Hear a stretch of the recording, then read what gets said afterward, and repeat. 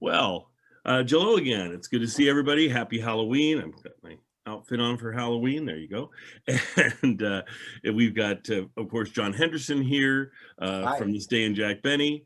We've got Terry Phillips from Imagine Air Theater. And it's Imagine-Air-Theater for those of us who are just hearing us and not seeing it. He's got his little ad up, which is always good. And Kathy Fuller-Seeley's over there, who's got a couple books out on Jack Benny. Oh, and she's got her book to pop up there. Yes, so you can get those on Amazon for sure, both her books, and they're both fantastic. And I guess what today is, since it's the anniversary of Jack Benny's first appearance in radio this week, we thought we'd go ahead and cover that. And we're going to show his very first episode, so I hope you're going to enjoy it. It's 45 minutes long. Jack was talking to the folks in television and thought an hour was too long to do, and he'd be padding it some, and he thought a half hour was too short. I really think he probably should have went with an hour. It's funny, at the end of this, they keep on saying how they're running out of time and they got to speed things up and so forth, whereas I think an hour he would have actually been just fine. But it is 45 minutes long, which is interesting. If I could just make a correction, I think you just said the first episode on radio, but this is the first episode on television. And those are the kind of mistakes that we catch on my podcast, This Day in Jack Benny.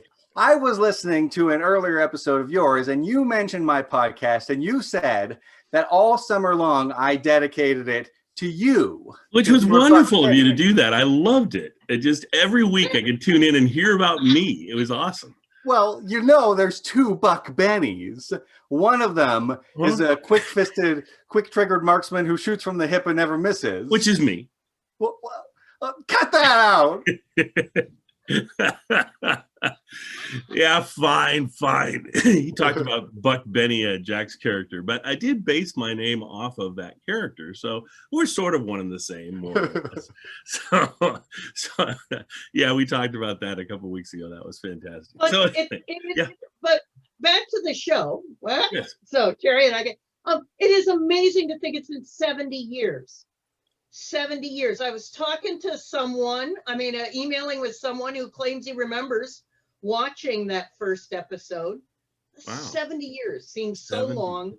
Yes, it does. And yet we think about television as the second part of Jack's, so many years on 18, how many years on radio up to that point? 18, 17 years 17. He said 19 in the show. He said 19. I think he said 17 because I looked it up to see, because they said, I wish we could 19, I tell you. He said 19. He said, I remembered. I watched it this morning. Still, he said he'd been in for 19, and he said that Dawn had been on it for 17.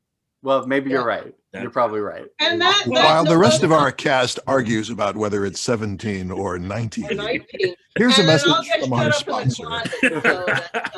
But it never ceases to amaze me. Indeed, Jack does seem nervous on this show. He has so much at stake, and yet he's so nervous, and he's waited it at least an entire year past when CBS wanted him to start on the air. Right. There's so much that's so interesting about this show, but it's great to remind folks that he definitely was not on every week at this point. In fact, he was only on 3 times within, this is the end of October. He's on in January, and then May and October. So it's not like he jumped into weekly production after this, but also for folks at home to realize, indeed, he had to come to New York for 10 days to produce this one episode. This, from what I can tell, looking at newspapers and the press in October 1950, this was the special event of the fall season of 1950, was that finally Jack Benny was going to appear on television. Milton Berle had already become the king of television, and I think was on his way down already. And Sid Caesar was already busily burning himself out. So other comics were the big names on television on the eastern half of the country. And then here comes Jack Benny. So he had a lot on his shoulders. He had a lot to be worried about. And there was a lot of fighting among the critics. Was this episode a success or not? I bet in retrospect that we love it. I hope. But at the time, and we can get into this a few minutes later, it was met with really mixed critical reception. Some of the new some of the new critics of the new medium said, "Oh, it's the same old, same old. This is a dreadful show." Do you know what he did on his radio show while he was out in New York filming? Like, was he on every week, or did he do some like reruns? Oh, he was on every week, but he was able to start doing the recording ahead of time. Right. And it's really interesting for these years 50 and 51, the show's talking back and forth to each other. The radio show will talk about, oh, he's on his way to New York to do the show, and we'll talk about it. And then Dennis's mother throws her shoe through the television screen at the Dennis Day household.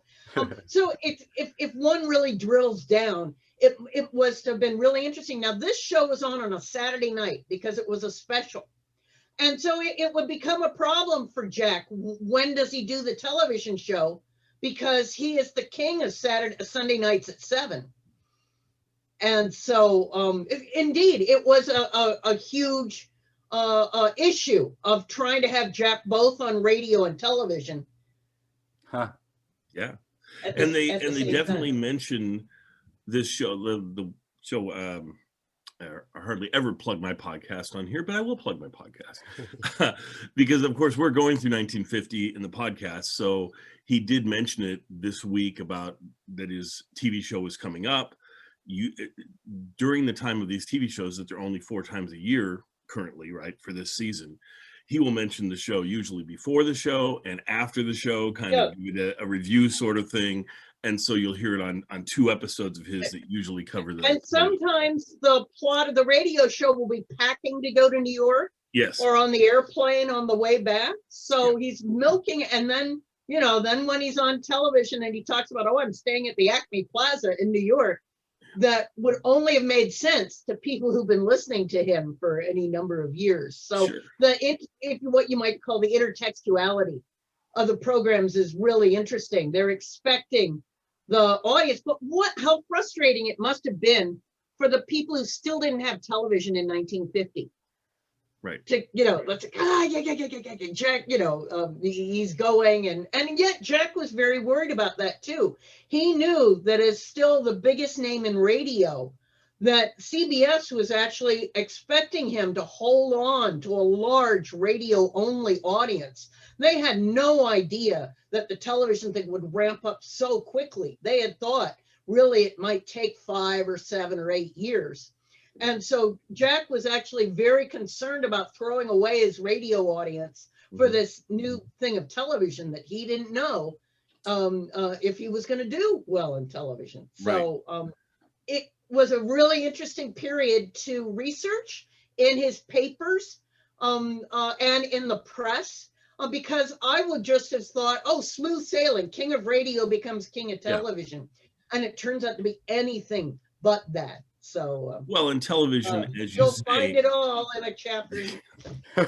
Well, television was just in its infancy and didn't have any huge stars that had come over yet or anything. I mean, Milton Berle was probably the biggest one, like you're saying, but he had a fairly small time radio show, was not a huge hit.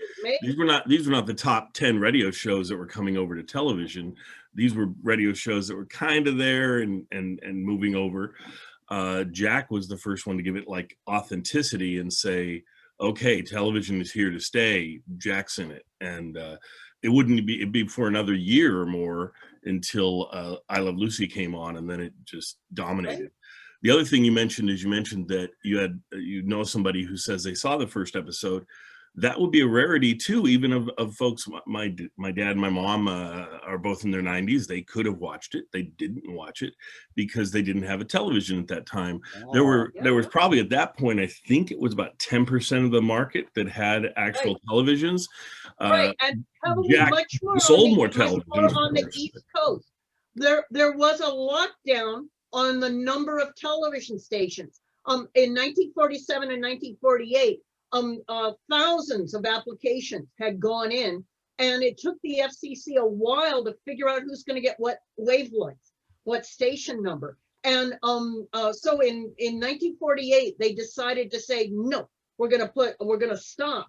And this couple of hundred, maybe 148 stations, some relatively small number, were all that were allowed to be on the air. And it was not until 1952 that the floodgates were opened again. So there are many reasons why people didn't have television stations in their town yet, or televisions were incredibly expensive. And this is where you get stories of one family who had the TV hosting 25 folks over to the house to watch. Or like Jack mentions in this episode, watching through a window of a store where everybody's gathered around watching this show. Because he says that's how he saw Dinah Shore's show or something, I think, in this episode at one point. But let's get Terry on, because Terry hasn't said too much other than trying to break up our fight. But Terry, go ahead. Well, first of all, as we're recording this on Halloween, and of course this was a Halloween show, one of the first things that I noticed at the very beginning of the program was the Lucky Strike commercial. And as the disc on the pack, on a giant packet of Lucky Strike cigarettes lifted, the person behind the disc was wearing a death mask. And I thought, how appropriate, cigarettes, a death mask. I wonder if the sponsor was happy about that. It was early sponsor's ads, so I think it was early honesty in advertising, I guess. Yeah. I noticed that too when I saw it. I thought, yes, that is very showing the fate that will fall on cigarettes, and of course a little subliminal message going on there. Yes, exactly. And then and then I also was very entertained by the fact that, as was a common custom in those days, Jack came out and talked about, now before I start the show, and of course he was starting the show, but he had a bit of a monologue to warm up the audience. And it was, even though it did get some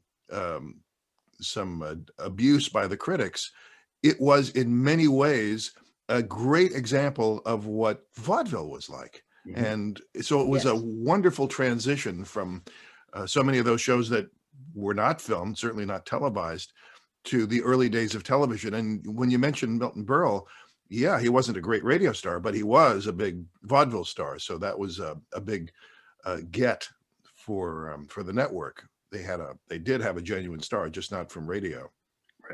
Right. Well, and I think Jack, when you hear interviews of him, he'll say how early television, he was looking at what was out there, and it was a lot like vaudeville. So he kind of took his radio show and combined it with his vaudeville show and created this new thing, which was his television show. I think that was an interesting concept for him to do.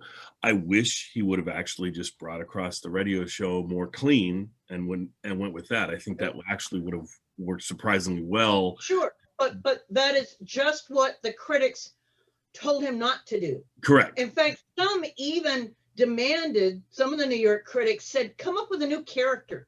Huh. For heaven's sakes, you've been doing this old one for so long, be somebody else. Right. I would think, but this is how much, and what they also want to remember also that in 1950, the TV set screens were still quite small. And what the critics were demanding was physical action. This is why the critics loved Milton Berle and Jerry Lewis and Caesar for all the jumping up and down on small screens. And so Benny, doing this and standing in front of the curtain just raised the hackles of these critics who are demanding the new things. And in fact, it took until about Jack's third show where a perceptive critic goes, hey, he's staring at us. And he couldn't have done that on radio. Right. So it took the critics a little while to catch up with what Jack was already planning to do differently. Right. I also am very happy that he paced himself so much that he was going to try it out and see if it worked, and not jump into this every week and possibly burn himself out. Kathy, you mentioned that it was a full moon, I think you said. It was a full moon then, and it's a full moon as we're having this conversation. In fact, it's not just a full moon, it's a blue moon. And maybe that's how often, when he jokingly said at the beginning, if you want to know when we're on again, just look for the next full moon. Really what he should have said was the next blue moon. Yeah.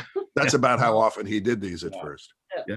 That's right. That's right. Because it also meant there were no TV was not live out to California yet. He literally had to pack up the whole crew and everybody go to New York for 10 days in the middle of the season. So, it's a tremendous effort and a tremendous amount of work.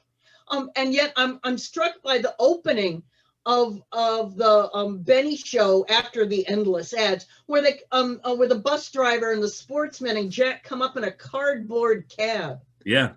It looks so amateurish. Yeah. It's so, I hate to say, so primitive. And to think that just, on the radio with the big orchestra and, radio in 1950 was so incredibly professional and polished, and the limitations of early TV done on these small New York stages. It really strikes me that it looks so, or at least to my undergraduates when I show them these things, Sure. And they go, "Oh, TV was so primitive. Oh, was all entertainment so primitive?" And then I show them a movie, or I play them a radio broadcast. And they go, "Why would people like this?" We'll talk about the bus thing in a minute with the sportsman, because I want to say something about that unless someone else picks up on it. But let's go to John, because John hasn't said too much in quite a while. John, what did in this episode, like, what stood out to you? Or yeah, well, if you mentioning doing things a little differently than the radio show, or things that you wouldn't have done on the radio show, one of the things that I thought was a standout and I loved was Rochester's song. I think, because sometimes on the radio, Rochester will sing, and it's sort of a gag because his voice is so, outrageous. He'll go beyond his range and squeak and stuff like that. But he was an excellent singer and dancer in this bit. I actually liked it even better than Dinah Shore. And Dinah Shore mentioned that she was on Bob Hope's show, so I watched a little bit of that one, and it was an excellent performance on Bob Hope's show. His was like a 2.5 hour special, not a 45-minute thing. But with her segment, she sang a song and she was very dynamic and engaging. And then after that, they did a skit where they talked about how there's this new song, "Baby, It's Cold Outside." And I wonder how that song got started. And it cuts to her and Bob Hope in furs in like an igloo. So it's not exactly politically correct, but it's an interesting concept. Yes. And speaking of not being politically correct, even the Rochester piece on this show makes it, he's got an apron on, he's definitely domestic help, and so that part didn't go over that well with at least modern audiences looking back and criticizing this episode. But I will say what he does with the singing, with the dancing, definitely he's got his own highlight that no one else, I don't think, really on the show has a point where it's completely just them. Jack and Dinah Shore are back and forth together so much of the episode and things, and so he's really got a spotlight piece. It reminds me of his piece in the Buck Benny Rides Again movie, because in that he has some dancing he does, and of course that's 10 years earlier, a decade earlier at least. I think it's almost exactly a decade earlier. Anyway, his physicality is even more impressive in that. He does a fantastic job in that film, if you ever get a chance to watch that.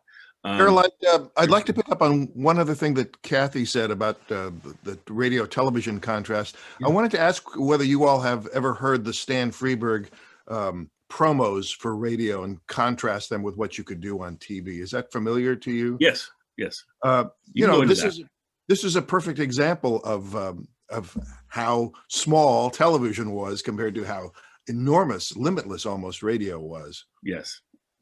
Stan Freberg was famous for doing all sorts of things in radio that even took it beyond. I mean, he'd be talking about how they had 75 helicopters and he was watching them, and they were over this mountain, and there's this whole thing he does that is a bit on how the fact that there's a limitless budget in radio, and of course, because it's just your imagination, whatever your imagination can come up with, and in television, you're stuck with a budget, and that is a great segue back to me, because I was going to talk about the bus for a minute. The bus is obviously like a cardboard bus that they're in, and I loved it that the sportsmen were singing. I believe that particular song was one of the few songs, I don't believe there was a commercial in it. I think they just sang the song straight. They come back later and do a commercial piece, but I don't think that one had it. And then the other thing that I noticed about that was, it was really funny. It was either towards the end of it, I can't remember, somewhere in the bit, somebody needed to move on the bus from where they were to some other position. So people like would act like they're leaving the bus, and then you could see the person bend down, like, because they couldn't get off, and so they had to just act like they're gone, and so bend down out of camera range, and you can see them do that. And I'm like, oh, the camera probably should have been a little lower so it didn't catch them doing that. But it's the first television show they did, and so there's certain things that just didn't work out as smoothly. Well, I have to make a confession. I didn't notice that it was a cardboard bus. And the reason is because I was watching on my cell phone, and it wasn't even full screen mode. It was sort of that half screen. So basically, I'm watching it the way they watched it in the 50s. On that yes, you're honoring the time. That is a great point. Yeah, it's true. And I watched it just I watched it on my 70-inch TV screen, which it was never designed to be shown that big, for sure. I mean, it's amazing how good it looked still, but for that vintage and everything, I'm delighted with the picture quality we did get.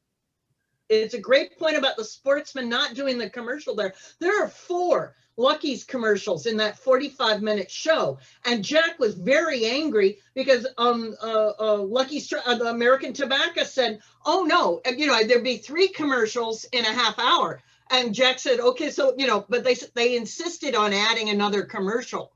Wow. So that very long one with the Halloween costumes at the beginning, and then that adorable one where that seemed sort of combination of radio and television, where the Lucky Strike comes down on the boom, and Don has to wiggle Jack's ear so he can say LSMFT, LSMFT. That was really, that was cute for having to be the extra added Correct. Commercial. And that was a nod to the radio show, in that later on, Dinah Shore grabs him by the ear and he says LSMFT again.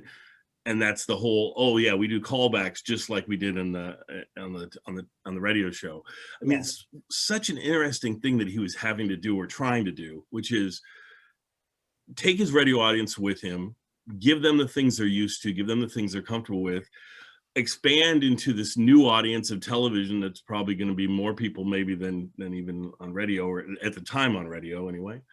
And yet he does it. He bridges it pretty well. I mean, I've got to say, I'm pretty happy with what he decided to do on the show, considering what he's looking at. I mean, he could have said, like Kathy's saying, oh, I got to go bombastic. I got to be just different than I'll be a different character entirely. I'll do this thing. And then I think he would have lasted, a few years, but he wouldn't have lasted 15. Sure. But the fact that he stood out, he's the only one doing this. He's the only one taking the time and staring at the audience and the whole thing. Everyone else is so busy dancing, throwing pies at each other, doing all kinds of crazy stuff, that his show, it just gave it a, to me, where it just seemed more high quality, more, I don't know. There was just something about it. It's sustainable. Like in this episode, they mentioned Olsen and Johnson. I don't know if you've seen Olsen and Johnson. They do that big crazy. They always have this crazy comedy where wild things are happening, and suddenly there's, I don't know, an elephant or something like that. Like it's insane. But you could never do that certainly not every week, not even every 8 weeks or whatever, because it's just too much production and too much, too many concepts to think of. Right. And so in a way, Jack was very lucky, and we're very lucky that he's so slowly eased into television. Yes. That, so in these first couple of years, it's like 4 episodes, 6 episodes.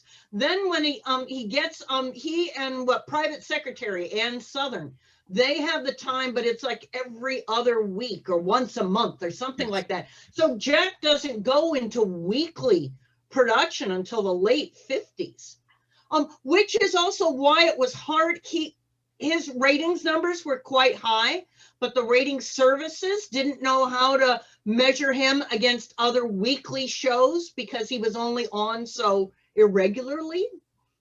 Yeah, exactly. I suppose. Interesting. I suppose there's one other person we should mention, which is, speaking here as a producer, his producer Hilliard Marks, Mary's brother, right? Yes. Must have had a huge amount of input into the design of the program, dealing with the networks and all the rest. And of course, Jack's not just the star, but he's also, a creative genius behind the show. But Hilliard Marks, apart from a screen credit, doesn't get a lot of credit other than that. Right. For sure. Some would say there's reasons. Okay. I have another character I need to mention. Mr. Kitzel stops by and is in this show. I thought it's interesting for a couple things. One is the fact that just this week, our previous episodes that are on YouTube, we had left a comment, and so I talked to her a little bit on the comment, and then she posted back giving some of the, I said, how old did she know him? Because of course he passed away in 57 or 58. I think it was 57. And she said she did have memories of him, and she talked about them beating a necklace together and things, and a little bit about it, which was really nice. And I'm going to ask her at some point, she wants to be on here and talk a little bit about her memories of him, and we can play one of his episodes. He was in, I think I said a dozen episodes before, is how many he was in. Anyway, he's in this one. He comes, I thought it was interesting because he comes in when Jack's at his home, and so he knocks on the door or whatever, and Jack brings him in. He comes in for 2 minutes or something and then leaves, of course. And I was thinking, how often do you have people stop over at your house and come in for 2 minutes and then leave? It just never happened. But it wasn't just him. Certainly in Burns and Allen's show, they often had people drop over for 2 minutes, because that's the bit. I mean, you're not going to do a longer bit than a couple minutes. So essentially the person needs to leave, and you got to go, well, they just kind of stop over every once in a while for a couple minutes and then leave. And I'm like, that seems so rude. It's like, well, don't you want to stay? You're right. Just offer him one of the bananas. So. Yeah, no, but you're right. It's something that you kind of don't notice too much on radio because you don't have to see it. Right. And so I would say that maybe the Benny and his writers stopped doing that because it looks a little awkward. You got to find other public places for them to meet. Right. Then it makes total sense, because then they're bumping into each, you run into a guy on the street. Well, yeah, you only spend about 2 minutes, but in your home. And it did give them one more Lucky Strike commercial, right? Right. Yes. What does that make, 5? Yes. So. And I was a little concerned at one point, when Rochester was eating the banana that Jack had and then shoved it in his pocket. I was like, they're not going to do the joke I think they might do when Jack comes in, are they? But they didn't do it, so that was good. So, and yet, on the other hand, I've always thought that the tight blue dress was a little bit more of an overt sexual, reference than they did on the radio. On the radio, it would be more about complimenting Jack's womanly legs, or it would be that sort of gender bending cross-dressing kind of thing. But apparently they did that on purpose. And the second episode of the television show, which has Faye Emerson, who is mostly known for her figure, and Frank Sinatra. And in that second episode, they go even heavier for the sort of Vegas nightclubby routines about adult sexual humor. Yeah. And that made Benny's core family audience of radio hugely upset. And there were letters, all kinds of reactions of, I'll never watch, that's icky, that's sexual, that's not my Jack Benny. No. I won't watch him again. So it's part of Benny and his writers trying to figure out, how do you do television? What's, it's a Saturday night audience, not Sunday at 7. What do they want? What is current enough? What is hip enough? Right. Well, and it just shows how hip Jack was, or at least because they do a callback with the blue dress thing. Of course, they have it earlier in the episode with Rochester and his girlfriend. Oh, and speaking of that, they do have a black actress play his girlfriend, or the girl he's going to go on a date with, and she was very attractive. I mean, I was just, wow, she was very pretty. I was like, and to have two black folks talking to each other on television in 1950. In 1950. Yeah, had to be a rarity, other than, of course, Amos and Andy, which played it too far, the stereotypes. And they weren't as much being stereotypes, certainly not when they were talking to each other. Then the other piece I was going to say is they talked about the blue dress then they bring it back up with Jack. And then, being Jack is the ultimate at callbacks, the whole blue dress thing becomes a huge thing decades later with the Clinton administration. So I just think that was really interesting how that all ties together. Jack was way ahead of his time. So let's move on to Terry. You got any last thoughts on anything in here? Or I was delighted that he was able to masterfully blend radio and television. It was a television show, but it was also, in many ways, as we've been discussing, still very much his radio show. He had the good judgment not to follow the critics or whoever else was advising him to create a new character. As we've talked about in the past, Jack's always right. He's always right, and many of the laughs that we get are from things we anticipate because we've known him for all these years and had all the preparation for every gag, and it was brilliant. Yeah, and he was walking a tightrope trying to kind of please everybody. Really, I mean, he took into account what the critics were saying, what television was doing, what he was doing in radio, and he kind of blended the whole thing, and I think did a brilliant job. John, any last things for you?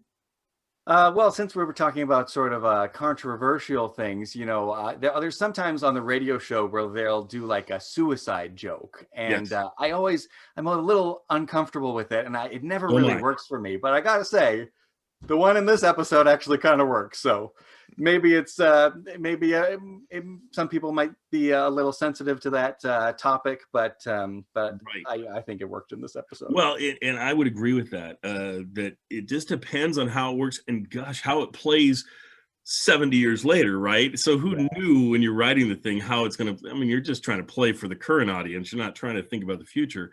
So often I find the problem, and I'm sure John will know this too, is often with Mary, because Mary will say, why don't you just go kill yourself then, to Jack. Multiple different episodes she said that, and every time it just kind of sinks. One, because we know kind of the relationship Mary has with lots of people off stage. We've heard a lot about that, and it just doesn't ring right. And of course, anyone telling Jack that he should just go kill himself automatically get your hackles up a little bit. And sometimes she says it a little too real, or it doesn't sound funny, or it's not in her giggly sort of way. I mean, if she would have done more of her little laugh thing with that when she delivered the line, that would have worked better, but she didn't. So often that line was just clean. And anyway, but Kathy, anything else that you have for us? I'm so grateful that we have this show being live. So much of early television is lost, and even quite a number of Benny's next episodes are not in circulation. The one I mentioned with Faye Emerson and Frank Sinatra is not.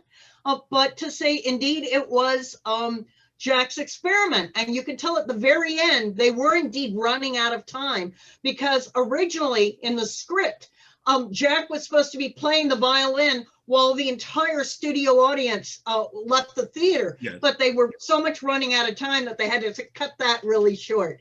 But at least you saw the people getting up. You got the concept that they were leaving. I thought that was a great little bit. Which is great. But so how marvelous that we can see this thing not polished down to the very inch of it, but it gives us a sense of how much they were having to make things up from scratch and do things live in early television. But I will say this, every time I watched it, I thought, Jack's better than that. Jack would have his timing down better than that. What's going on? And what you said about the fact he was preparing for 3 commercials and all of a sudden they throw in a 4th, I think that threw it off just enough, because it wasn't off by a ton. It was off by, if you would have given it 30 more seconds, 40 more seconds, you could have showed the audience leaving a little better and that sort of thing. And yet sponsor says, no. So, yeah, all we're gonna take is this minute and a half. But they don't realize how much that makes it difficult for Jack to get the show going and figure out. And also he was so unused to in doing the show. In radio, you could seamlessly move quickly from one thing to another. You didn't have the body walking across stage or moving the cameras or crawling across the bus. Yes, exactly. Yeah. So, that's exactly right. Oh man, what a wonderful show. I'm so glad we could bring it to you.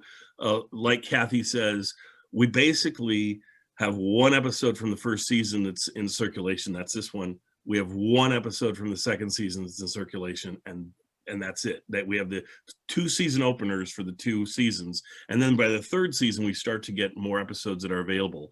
But the beautiful thing, and Kathy has shown it, certainly Laura Leff's book, is that it does say that all the episodes are in various places. I don't think there's any totally lost episodes. It's just, can we get to them as a public? No, unfortunately. You have to arrange with the universities and things to get there and see the episodes into the one of these days, hopefully. Yeah, exactly. Hopefully, yeah. But they're there, and we do have the scripts for, like, I think almost all the television shows. So who knows? Maybe someday we'll present those in our podcast or something in the future. But without further ado, let's go ahead and get into this week's episode, the very first episode of Jack Benny from 50 years ago this week, 70 years ago. 70 years ago this week. Thank you. And that's it. So thanks, guys. Good job.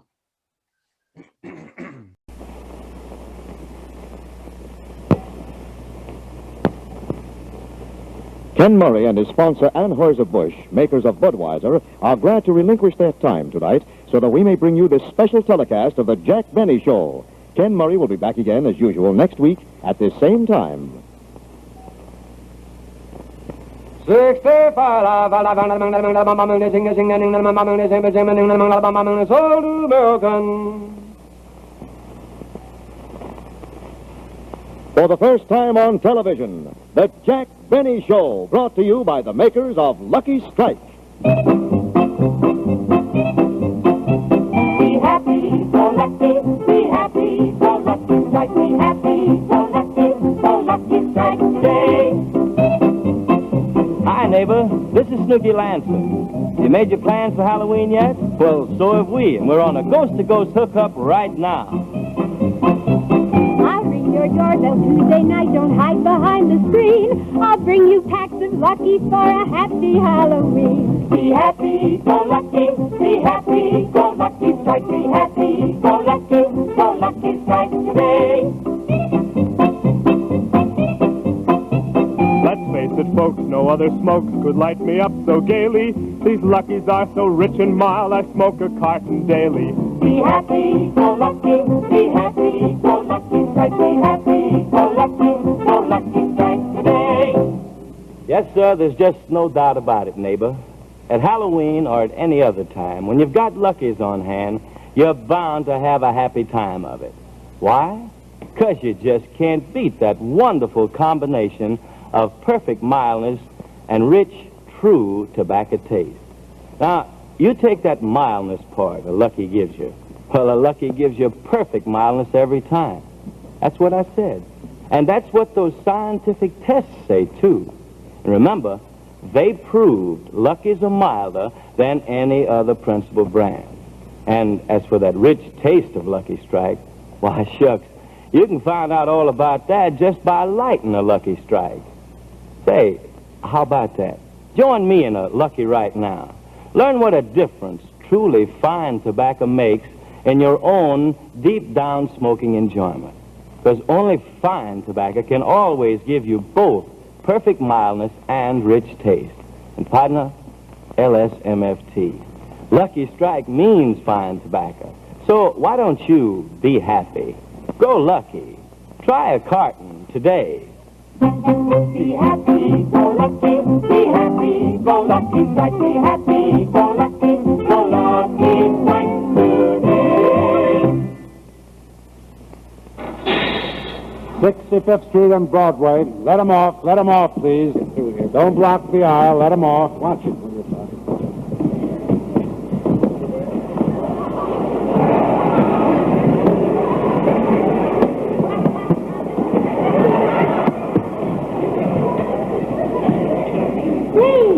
Did you see who just got off the boat? Yeah.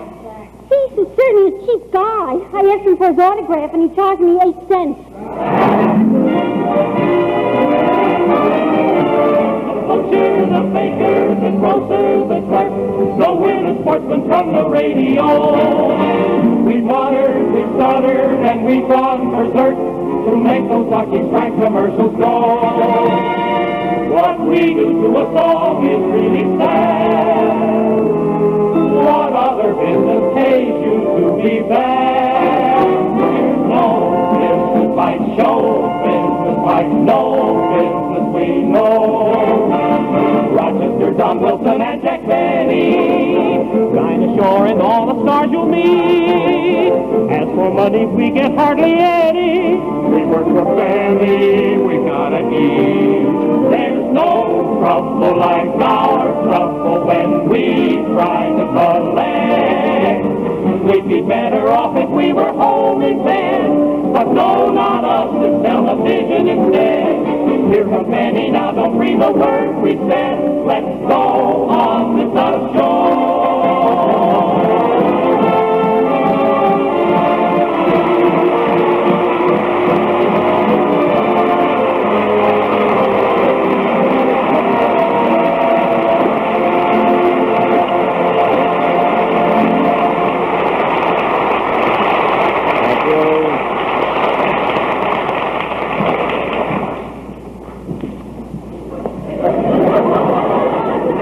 I'd give $1 million to know how I look. Well, it's too late now. But ladies and gentlemen, I must tell you before we start the show how I happened to get in television at this time. You see, all last year it got to be a little bit embarrassing because, a lot of my fans would write to me and my friends would ask me, they want to know why I wasn't in television. They want to know if I was afraid of it. If I was nervous about it. I mean, it was ridiculous, really. No, I wasn't nervous or afraid. It was my sponsor who didn't have the nerve. But, of course, now that we're in it, he's really going to plunge this time. I'm going to be on television once every 8 weeks. Every 8 weeks, I'm going to do a television show, so don't expect to see my program advertised on your television page in the newspaper. You'll probably find it on your calendar under full moon.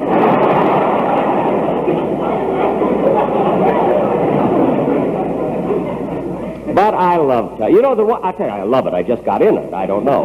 But the thing that I like about this medium, it's going to bring me into New York at least 4 times a year.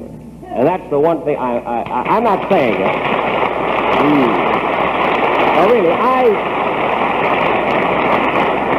I'm not saying this because you're sitting here, but I love New York. I don't know, you've got to get away from California once in a while. You see, I love it there, too. But here, there's so much excitement in New York. I don't know. Guys, I've only been here 10 days, and $30 went like that.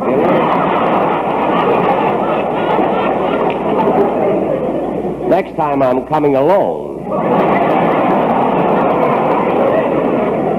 Of course, I know what you're laughing at. You probably listen to my radio program and you think that I'm stingy and miserly. And, of course, that is a character, ladies and gentlemen, that I assume...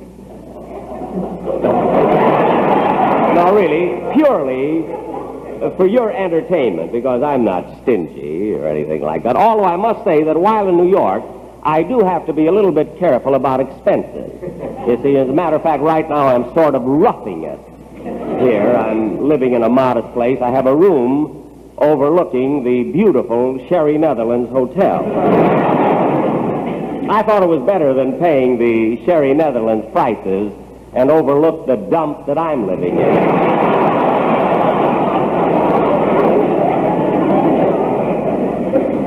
But I mustn't stay out here too long. I have to sort of be the MC for this. I really don't need these glasses. I just use them for seeing. Holy smokes, there's an audience here. But of course, most comedians, I noticed, I meant to say this before, are always nervous. I've watched their first shows, and most of them are nervous, but I'm not at all. I feel this way I am. I mean, this is my character, you see what I mean? If I'm a success tonight, all right, you know? If not, I'll kill myself. But the reason that Mary, how do I look? Now, the reason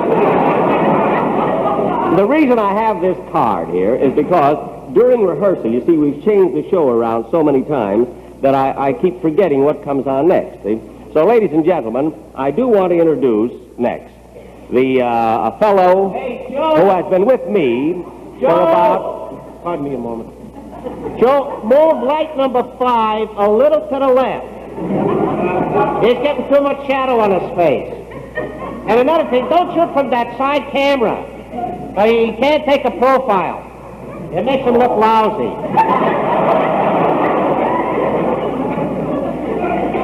Look. Oh, pardon. Everything else is okay. Look, mister. Hi, it's okay. Hey, when you come to New York? Look, what are you doing here? I'm saying hello to my aunt in California. Look, this is a live show. You see, we only go as far as St. Louis or Kansas City. Doesn't go. This probably won't reach California for about 2 weeks. Oh, I was talking to a critic during rehearsal, and he said if the wind is right, they may get it tonight.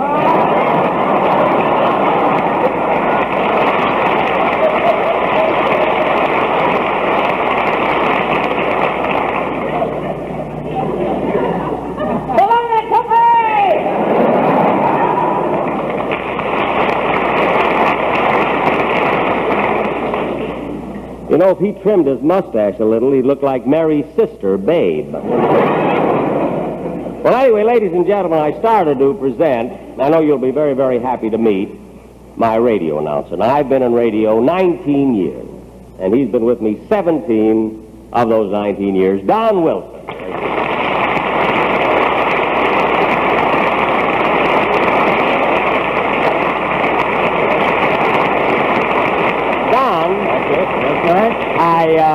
I was just telling all the folks out there that you have been with me 17 of my 19 years in radio. Well, thanks, Jack, and I must say those 17 years have been very happy ones. Well, thank you, Don. Not fruitful, but happy. Yes. Jack, I'd like to add that I hope I'll be with you for 17 years in television. Well, Don, we can't be sure of that. I hope so, too, of 17 years, so let's at least make the most of this hour now. Of course, I'm not nervous, Don, as I was telling him before about television, because of my experiences in the movies. You see, as a matter of fact, right now I have a 10-year contract with Warner Brothers, and there's a clause in it that permits me to do television shows. Oh, really? Yes. That was good, the way you said that.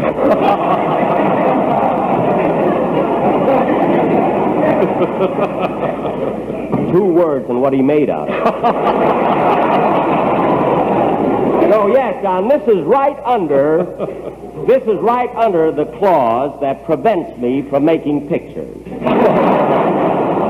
See, I didn't realize when the horn blew at midnight that it was blowing taps. But look at Don, would you like to, anyway... Well, Jack, getting back to television for just a moment. I'm glad you got me out of that spot. I think we're going to find the things we did in radio won't always fit here.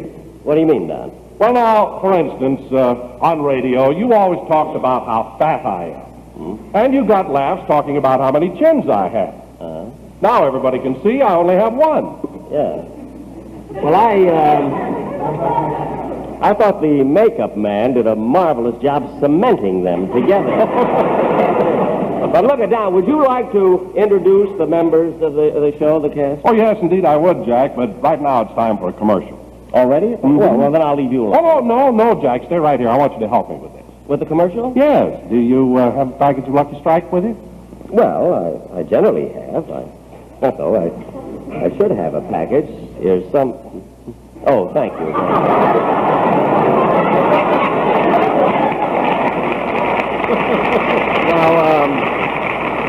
We're always ready. Always. Now, what should I do now? What do I do? Well, Jack, I'll explain it to you. Come here just a minute. Yeah.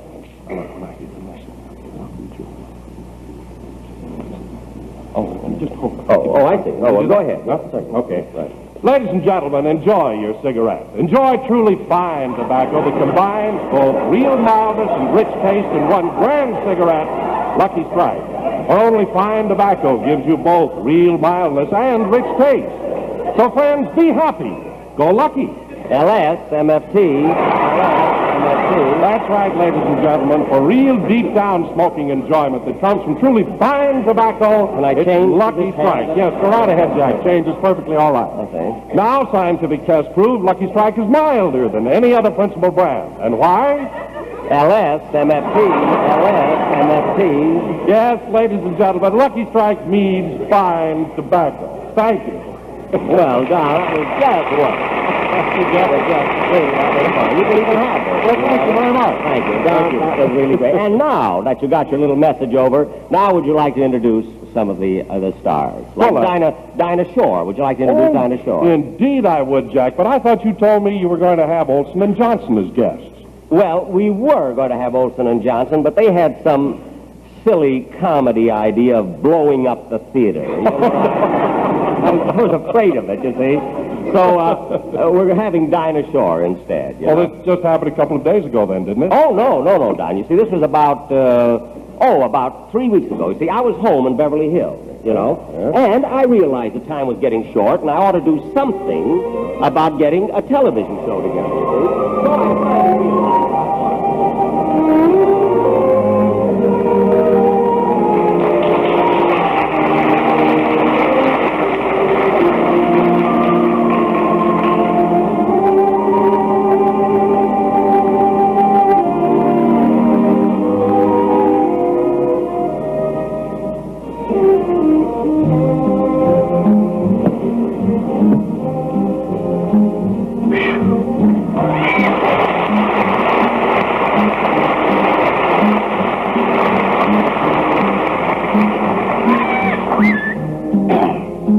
Hello, Polly.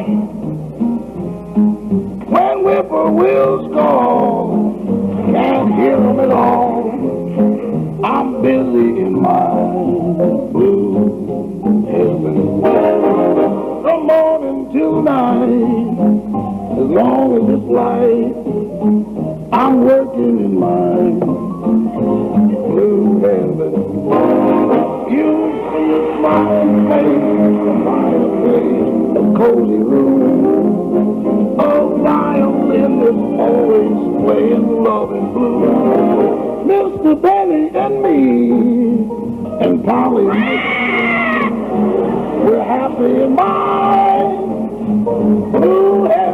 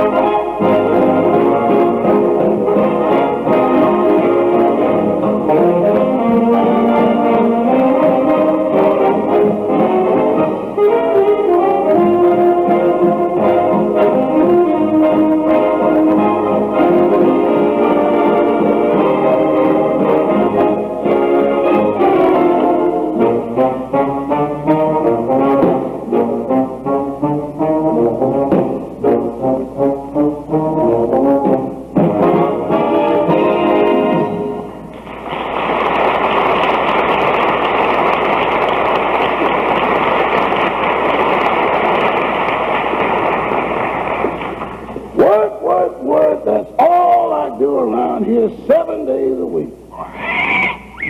Mr. Benny and me, and Bobby McSpree. Ah, shut up.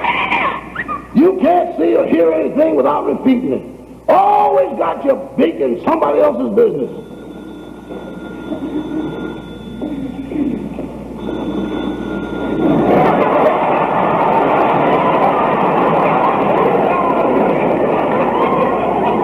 Mr. Benny's resident star of stage, screen, radio, and television during the full moon.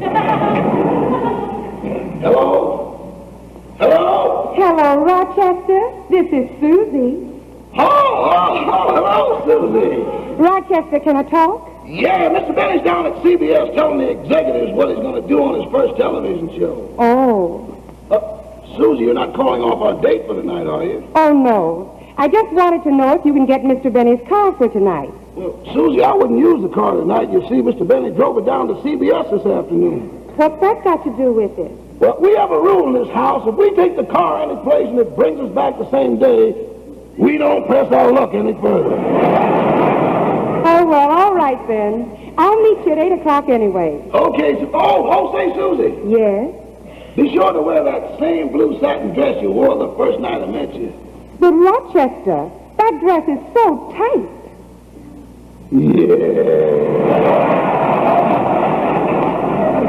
Well, so long, Susie. I'll see you tonight. Goodbye.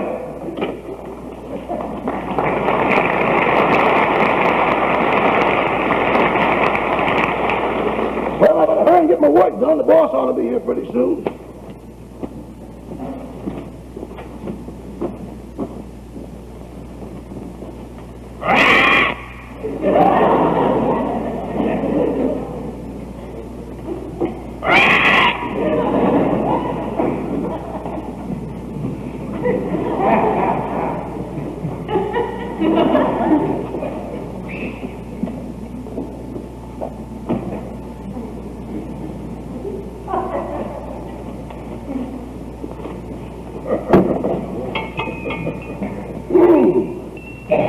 George Washington, Jack Benny, and Abraham Lincoln. 2 presidents and the honorary mayor of Cucamonga. Uh-oh, here comes the boss now.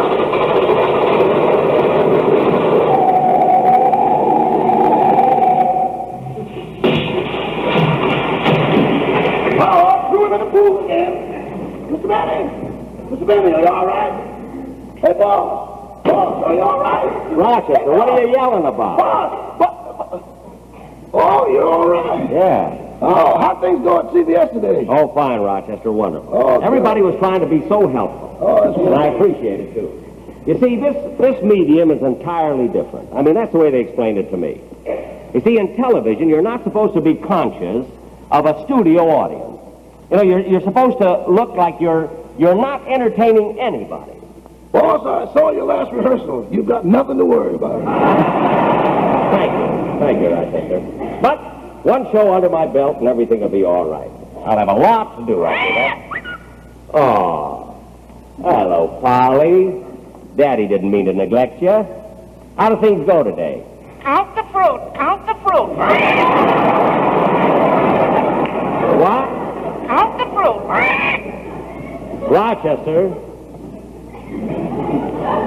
Rochester, did you eat a banana? Rochester, answer me. Did you eat a banana? Yes, boss, and I might as well tell you I ate an apple, too. An apple when? Last July. Last July? Well, why tell me about it now? What's the difference? You'll find out about it in January when you take inventory. Rochester, I don't mind you taking fruit. I just want you to mark it down in a book so I'll know where I stand. That's all. Let's see. Ah, Polly, you're going to be proud of Daddy pretty soon. Daddy's going to go on television, you know.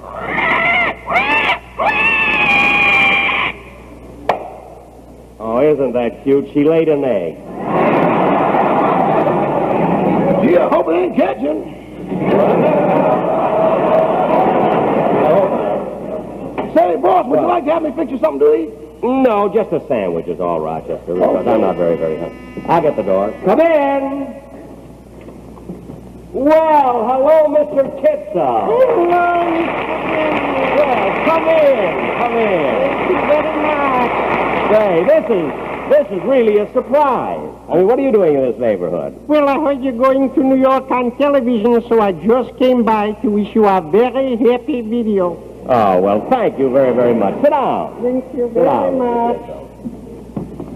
Oh, my, how I envy you going to New York. What a city, what a city. You come from there, don't you, Mr. Kitzel? Not exactly. You see, I was born in a suburb from New York. A suburb of New York, which one? Ellis Island. Well, look, you couldn't have been born in Ellis Island. I thought that's where immigrants just passed through. Oh, in those days, they held you up a long time. Oh. Well, look what we got. That's all right, Polly. It's the first time I ever saw a burglar alarm with feathers. She didn't mean anything. Really, help yourself. No, thank you. I don't want to make the Polly nervous. Well, you really like New York, eh, Mr. Kitzel? What I wouldn't give to be back in New York, to walk once again down Broadway, to see those theaters and those crowds and that big electric sign in front of the Times building. Oh, you mean the sign that has all the news on it, you know, that goes by in lights? Yeah, that's the one. What an invention. What other corner of the world could you get hit by a car and read about it while you're laying there waiting for the ambulance? That's right. It's the only place it could happen, huh? Yeah. What are you looking for, Mr. Kitzel? A cigarette. Oh. Oh, here. Oh, is that empty again? Just recently empty. Yes.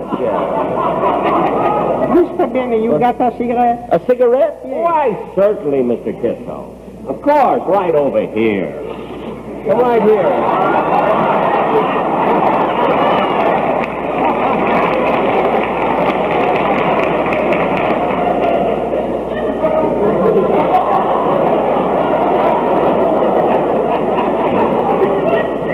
You mean from the machine? Yes, right over there. Maybe in Beverly Hills it's fashionable.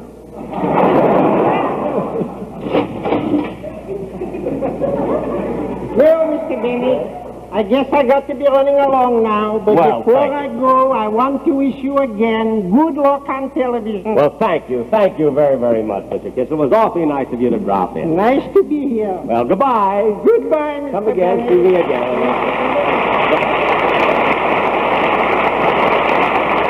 He's such a nice guy, that Kitzel, isn't he? Mr. Benny, here's your sandwich. All right, leave it right over there, Rochester. I got to figure out what I'm going to do on my show. On the first show, I haven't got it figured out yet. Now, first, I've got to have an over...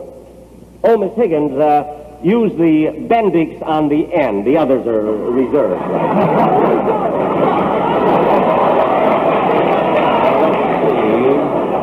On my first show, I'm going to have, I'll have the overture, and then I'll, Rochester, you've been putting a little too much bluing in my murine lately. And then I'll have the quartet, and I'll have them sing something about show business, maybe the quartet, a number about show business, and then, see, my teeth are beautiful. And, I knew I forgot something. Hey, Rochester, Mr. Paley wanted me to get a guest star, and I promised him that I'd try and get Dinah Shore. Let's see, I know I got her number here somewhere. See, Dinah Shore. Crestview, 71116. Quiet, Polly. See, Dinah Shore. Crestview, 71116. Polly, quiet. See, oh, here it is, Dinah Shore. Crestview 71115. Yeah.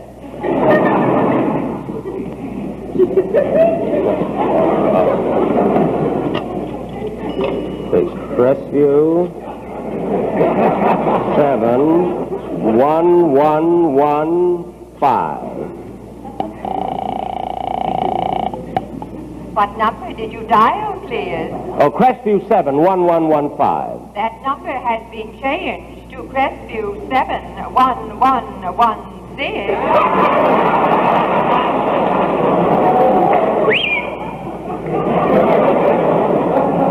Okay, ring that number, will you, operator?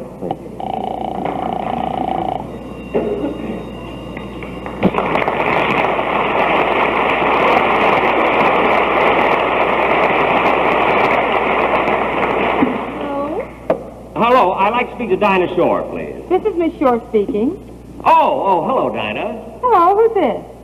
Yes. Well, I haven't the faintest idea. Well, try. Well, look, I don't know who you are, and I'm Now, look, I'll give you a hint. About 6 years ago, you were making pictures at MGM, weren't you? That's right. Well, now, who had the dressing room next to yours? Oh, hello, Ava! No, look, Dinah. Ava Gardner had the dressing room on one side of you. Now, who had the one on the other side? That was the washroom. Only part of it. Look, Dinah, this is Jack Benny. Oh, Jack, hello. I haven't talked to you in a long time. Oh, it's been almost a year now. That's right. Now, look, Dinah, here's why I called. Well, look, Jack, if it's about my Christmas cards, I've already... No, I was going to call you about that later. Now, Dinah, the reason I called is because on October 28th, on Saturday, I'm going to do my first television show, and I'd love to have you as my guest. Well, Jack, I'm very flattered. How'd you happen to think of me? Well, I saw you on Bob Hope's program about 6 weeks ago. I thought you were just wonderful. Thank you. And, of course, Dinah, between you and me, I would have never let you do that last number, you know. The one. Which one was that, Jack? The one where you were dressed in those tight slacks and you kept walking up and down the stage, swinging your hips. That was Bob. Oh. Well, I couldn't get near the screen, you know. It was so crowded in front of the store. Well, look, Dinah, how much money would you want to be a guest on my program? Oh, Jack, I don't think we ought to talk about money. Now the important thing is to do a good show. What would you want me to sing? Well, I don't know. I imagine you'd be the best judge of that, you know. Well, those old standards are always good. Something like, let me sing a little bit of one for you and see how you like it, all right? Yeah. All right. Ask the sky above and ask the earth below why I'm so in love and why I love you so. You remember this one, Jack? Yeah. Couldn't tell you, though I tried it. Just why I'm yours. Can you hear me? Oh, fine. When you went away, you left a glowing spark, trying to begin is just whistling in the dark. I am only what you make me.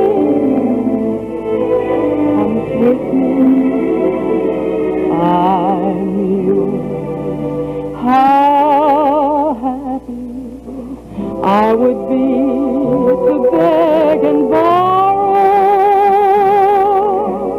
with you, even though I knew tomorrow you'd say. What'd you say, Dinah? Dinah, what'd you say?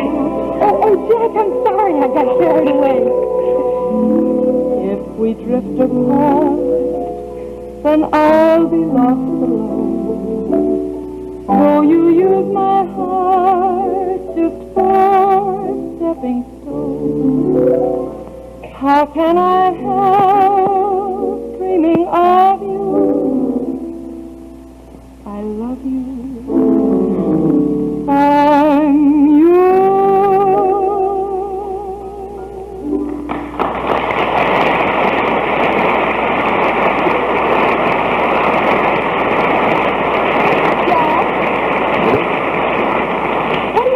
I'm Jack. Oh, that was wonderful, Dinah. It sounded swell. Now, getting back to business, Dinah, how much money would you want to be a guest? Huh? Oh, Jack, I don't know how much money to ask for. I'm not much of a business. Well, anything. Just name a price. I mean, I won't take advantage of you. Well, Jack, I think you ought to pay me what I got on my last television show. How much was that? $5,000. Well, I think...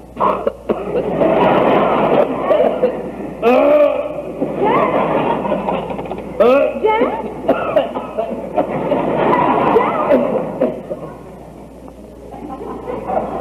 Thank you, Rochester. You're welcome. Look, how much money did you ask for? $5,000.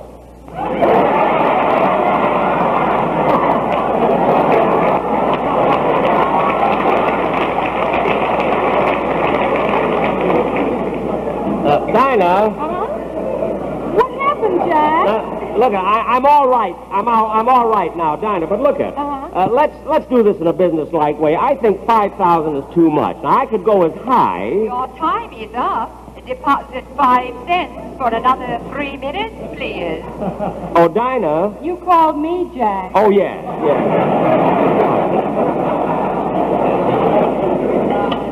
Now look, Dinah, won't you reconsider that?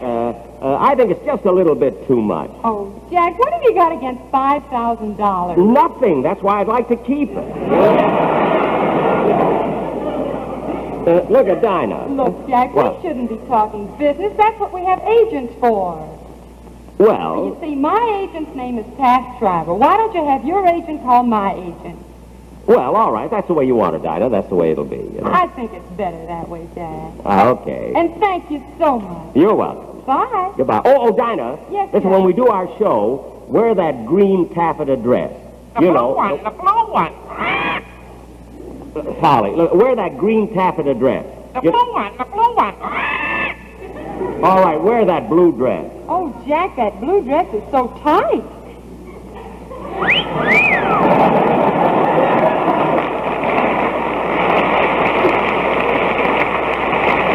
All right, Dinah, wear anything. I'll see you there, huh? Goodbye.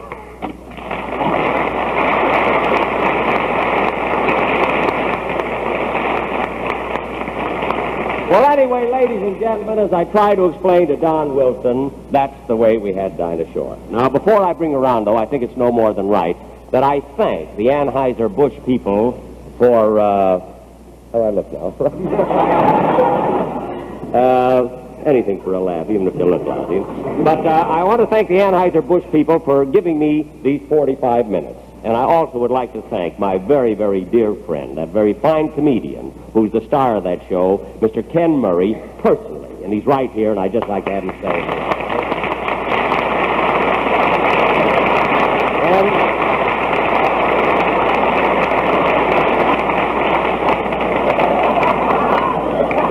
Well, I see you're smoking a cigarette, huh? Yeah, I got your letter. Again, I want to thank you very, very much for being on my show. I really do. Well, that's nothing, Jack. I would do anything in the world for you. I'd give you my shirt. Really? Yeah. You do the best laundry in town, don't you? Oh, are you one of my customers? I certainly am. Just take a look at that NSM. Oh, yes. No starch, Murray. That's me. Clean but limpy. Listen, let me say one word, will you? You're a little behind. The fellow just came back and said, rush it up, but that's all right. I want to tell you I dropped by to wish you all the luck in the world to one of the very nicest fellows in our business. Thank you. And good luck to you. Thank you very much.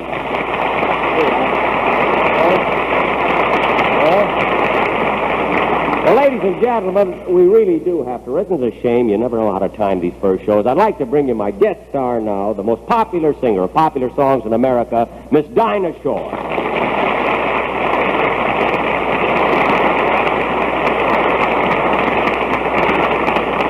For $5,000, you could have walked faster, you know.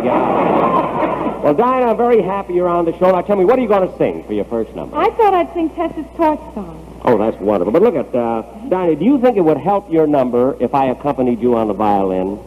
Well, Jack, that's very sweet of you, but I don't want you to go to all that. Oh, it's no bother. I have the violin with me right in my dressing room, yeah? Well, Jack, You see, I've already rehearsed it with the orchestra, and I think any added instrument might make me a little nervous. Well, it was just a suggestion, you know. You know, maybe some other time, huh? Yes. Well, thanks just the same, you know, and good luck. Thank you.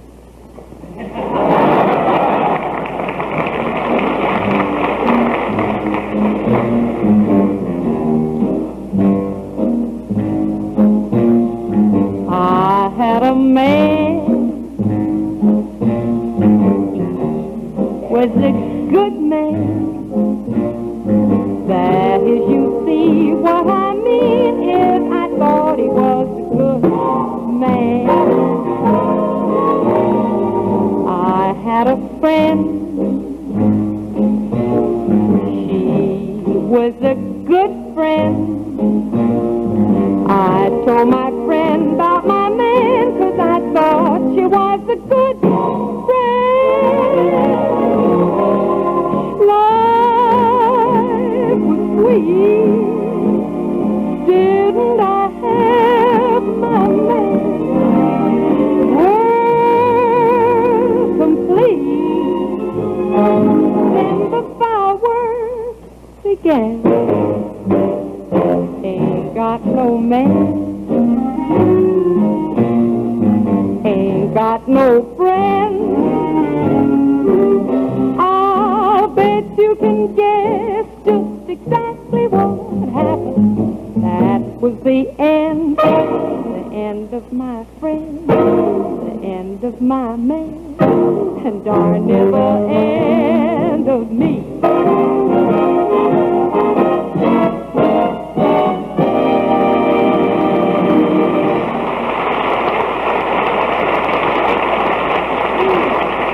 Just wonderful. Well, really, Dinah, that was awfully good. You know, Dinah, what I was thinking, though, before, it seems that I don't know, all week we've been here rehearsing, you know, and I don't know, I never got to see you at all this week. You'd come in the theater alone, and you'd leave alone, and I was just wondering that if tonight, now that the excitement of the first show is over, I was wondering if you mind maybe if we went out together and I'd take you home afterwards, you know? Oh, Jack, I can't see any harm in that. Oh, I wish you could. Oh, Jack, you're cute. LSMFT. Oh, I got so many. That's just nervousness, you know? That's all. It's a shame we have to rush. But look at Dinah. Why don't you go out with me tonight? Well, Jack, you know, I like to know a little more about somebody when I go out with them. I haven't known you awfully long. What do you mean? Well, there's just a few things a girl ought to find out. I'd like to ask you a few questions. What? Now, for instance, do you take your tea with cream? And in your favorite dream, is there a house with a view?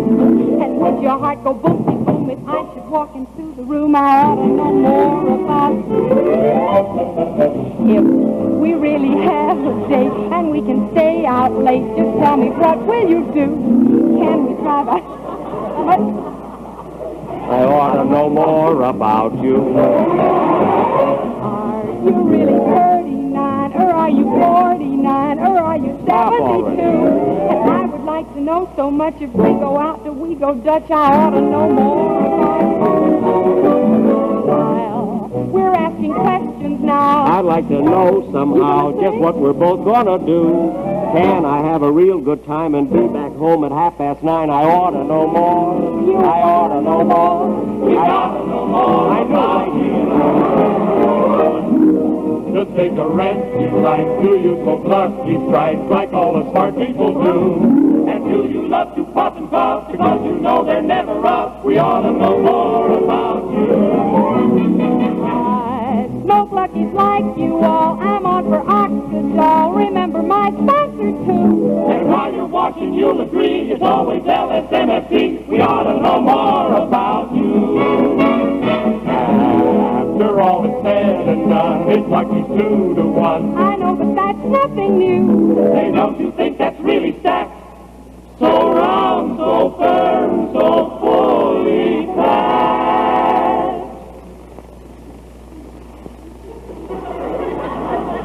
See, for a minute I thought they were talking about me. I ought to know more. We ought to know more. We gotta know more about you.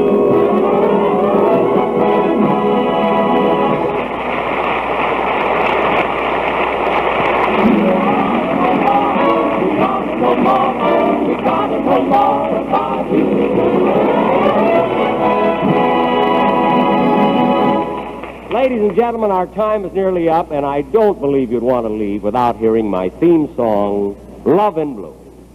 Thank you, if you please.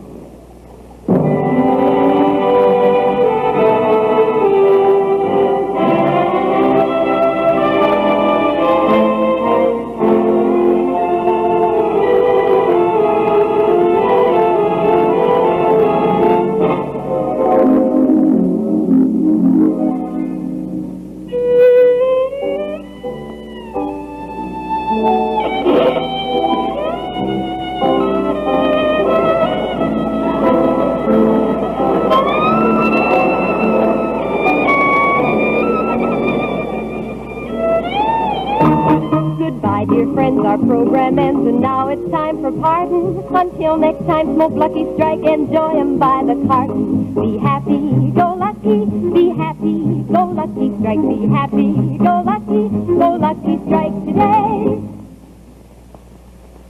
Yes, friends, enjoy your cigarette. Enjoy truly fine tobacco that always combines both perfect mildness and rich taste in one great cigarette, Lucky Strike. So remember, make your next carton Lucky Strike. Be happy, go Lucky Strike today. This is CBS, the Columbia Broadcasting System.